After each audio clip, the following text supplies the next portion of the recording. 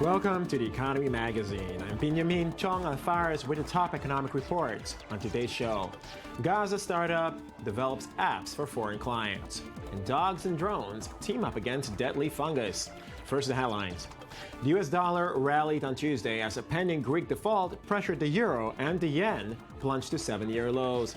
The euro slipped 0.7% in morning trade to 1.089 a dollar as investors swarmed to the greenback following Friday's CPI report for April.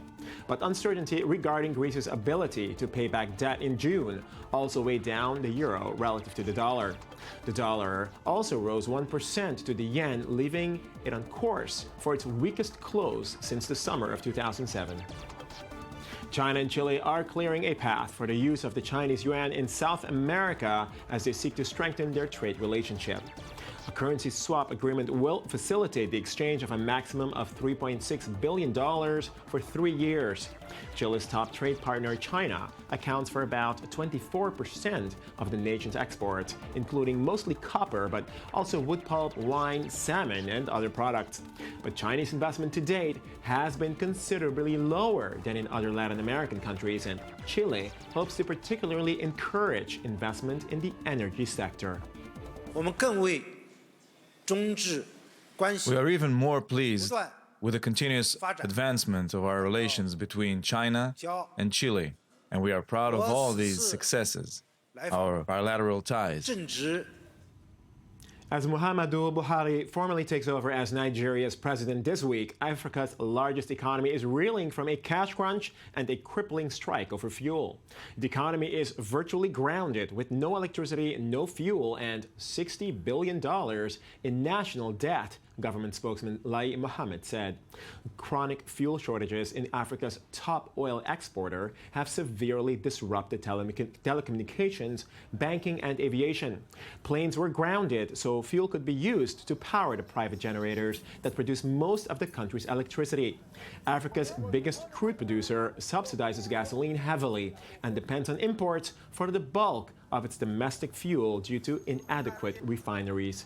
This is the right opportunity to take out the subsidies, put the matter to rest, and take out the subsidy system that actually creates this absurdity, this fraud, because these guys are blackmailing the country as a whole.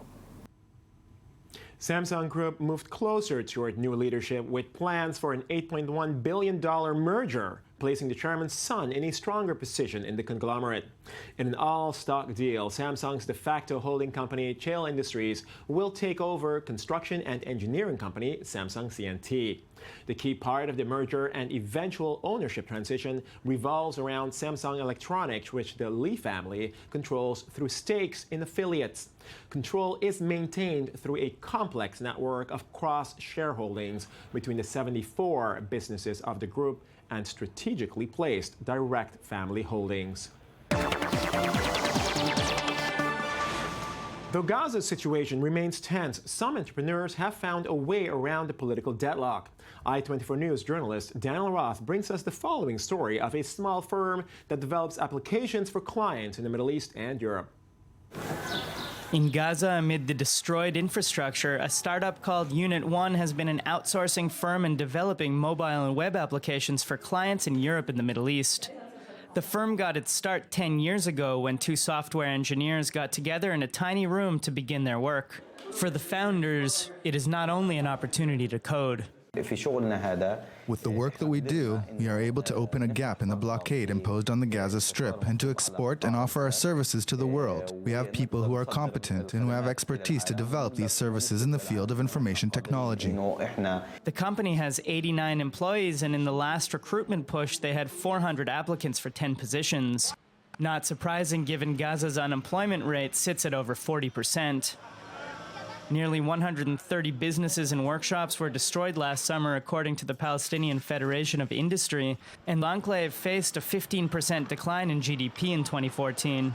And Unit 1, amid this situation, has held up a socially responsible hiring standard that is focused on hiring women thus far. Jobs are limited in the Gaza Strip because of the political and economic situation. There aren't many employment opportunities, but Unit 1 has provided jobs for a large number of girls.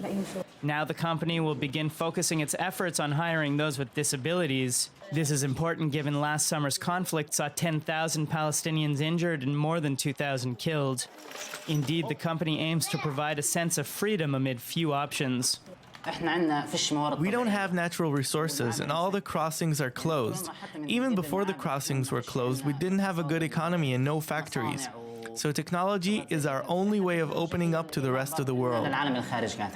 Unit 1 deals with power outages on a regular basis, and so has invested in backup generators. The relatively young and globally minded project may serve as a model of things to come, but it is hard to tell as economics and conflict remain unstable for the 1.8 million Palestinians in the Gaza Strip. We stay on the topic of Gaza as a World Bank report regarding the dangerous fiscal crisis there will be presented on Wednesday in Brussels.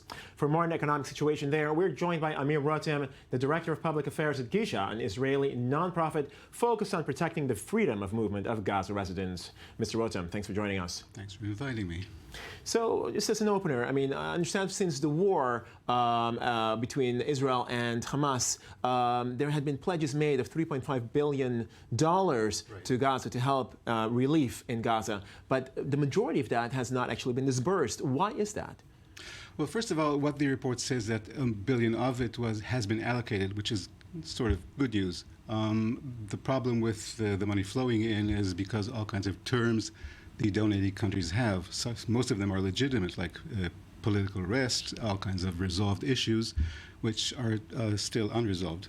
Right, which the political arrest side of it, related to another story, essentially. The report also said that the biggest issue there was really related to the fact that there was a constraint in terms of the inflow, so to speak, of construction materials, which then allows for infrastructure not to be rebuilt. Right. Of course, the Israeli government claims that the reason why it's not being let in is because they're afraid of the tunnels being rebuilt and they're afraid of these being used for weaponry. What is the solution here?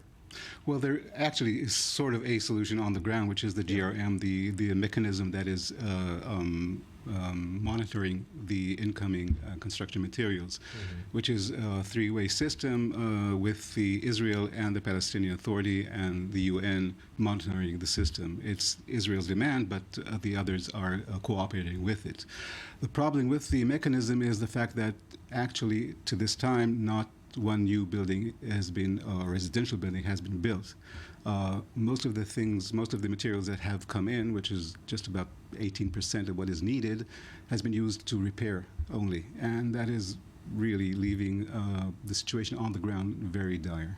Why has it only been used for repair and not for building? The mechanism hasn't reached that yet, and it's very onerous, the fact that you need to I won't go into all the details, but what you need to do is to bring all your quantitative figures beforehand. You need to be assured by Israel. By whom?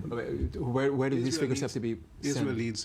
Israel demands to assure every part, every building, its specific location, its height, every detail of the building itself. That is a very... To ensure that the materials go to what they are meant for? Is that the concept behind it? That's when it's assured. The first thing is to approve the fact that it will build there. They need to approve the plans, first of all, and then the quantitative mathematics of it, and, the whole process needs to be monitored all the way. Right. Now, you also mentioned the Palestinian Authority. To what extent is the Palestinian Authority a cooperative factor in this whole? Does there need to be a unity government of sorts, or a unified authority between Hamas and the Palestinian Authority? And to what extent is that possible for there to be any change in Gaza? Well, first of all, there is a government. It's still there. Right, of course. And the fact that the Palestinian Authority is cooperating with this mechanism is a good sign. There need to be a lot of other improvements. Part of it is Israel's consent to selling goods from Gaza in the West Bank and Israel, in order for the economy to grow. That's one of the things that Israel has declared it is in its interests, and international community as well. And that, construction materials is not all that the economy needs. It's the first basics of it, but it needs to grow, and it can. We did this survey with all kinds of sectors that are growing in Gaza, including the technology, and what they need is more movement of people and of goods, and that can be done. Right. Okay, well, Amir Rotem from Gisha, thank you very much for joining us on Gaza and giving us more information on what is going on there. Thank you. Thanks. Dogs and drones have joined forces to fight a deadly fungus that has already killed thousands of avocado trees in Florida. Researchers hope that by combining drone surveillance with trained sniffing dogs, they can curb the fungus and prevent it from spreading to California and Mexico. Juanbeda is having some fun on the field, but this game isn't just about fetching the toy. Good girl, nice. This dog is being trained to detect the deadly fungus that's threatening Florida's multi-million-dollar avocado industry. The culprit, a tiny invasive beetle that spreads the fungus to the crops.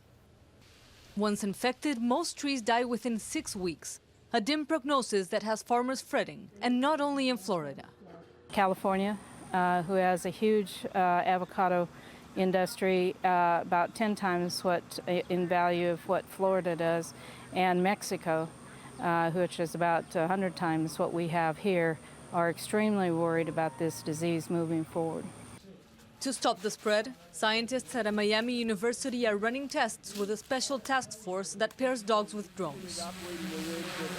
The disease is very difficult to see until it's too late. The idea of disease dogs and drones is to take a couple different technologies and be able to find it earlier. This drone is ready for takeoff. As it soars over the avocado groves, its high-tech imaging camera will help researchers narrow down potentially infected areas. Then come the dogs. By sniffing out the fungus-infected trees in their early stages, they enable farmers to act in time to avoid further damage to their grove. You know, I view dogs as one of the more advanced technology we have in terms of a biosensor. And then with the latest use of drones, we're able to combine the best in terms of machines as well as biological detectors. They may make an unlikely pair, but more battles could lie ahead for these two. Researchers are already looking at ways the disease-fighting duo could help with other crops. And now for a look at some other stories and events from the world press in Media Watch with Daniel Roth. Daniel. How's it going? Good. What's going on? Things are good, actually. Specifically in France, things are good. Do tell. In my opinion, in this reporter's opinion. A couple of months ago, France just passed a law making it so that new buildings have to have green roofs, that is plants and food and greenery on roofs, or solar panels. So new roofs that are being put into the country of France will have to be green. Fly over France, you'll see green. Yes, and it helps with heating and air conditioning, saves on energy, solar panels, of course. It's easy enough to do also, you know. So this is part one. Part two is, and just recently they passed a new law. This was spearheaded by a suburban city councilor who saw enormous amounts of food being wasted, 7.1 million tons to be exact. And decided to try to get a law passed that said supermarkets can't just toss out food when it's nearing its expiration date. So now supermarkets have to look for either charities or people to give it to. And this has been a big problem, actually. One of the things we don't know... This has been going on for years. Yeah, I mean, since supermarkets have existed, since expiration dates have existed, food has been thrown out in a preemptive attempt. And in order for supermarkets to keep the the prices up, because they throw out an enormous amount of food, 7.1 million tons in France, nearly 90 million tons in all of the EU.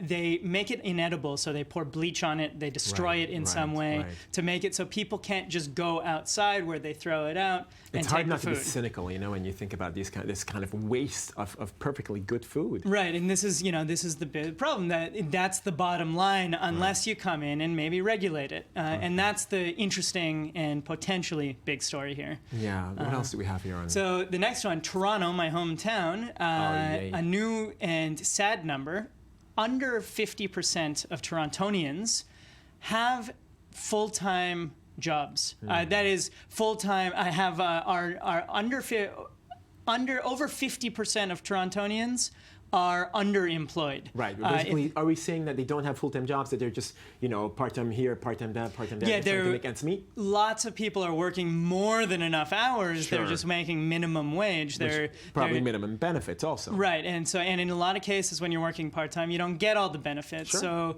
this is actually something that's happening across the West. We talk about it a lot on this show, and it's one of the key reasons for growing inequality. It's this underemployment. Right, well, we are underemployed too, right, Daniel? Yes. Thanks for joining us on the show. That concludes our Economy Magazine, your daily source for economic reports. At I-24 News, I'm Benjamin John Faris, and thanks for joining us.